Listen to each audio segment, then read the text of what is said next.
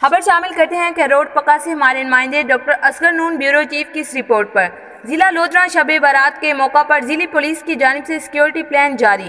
जिला भर की मसाजिद में शबे बारात पर 30 प्रोग्राम का इनेकाद होगा।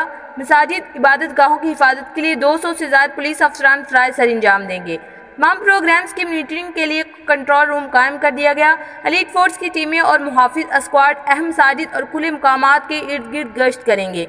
सर्कल्स के डीएसपी हुद फील्ड में निकलकर सिक्योरिटी इंतजामात की इंस्पेक्शन करेंगे। डीपीओ अब्दुल रऊफ बाबर सिक्योरिटी पर मामूर अफसरान एहलकार को ड्यूटी की हसासियत के बारे में मुअस्सर ब्रीफिंग भी दी जाएगी।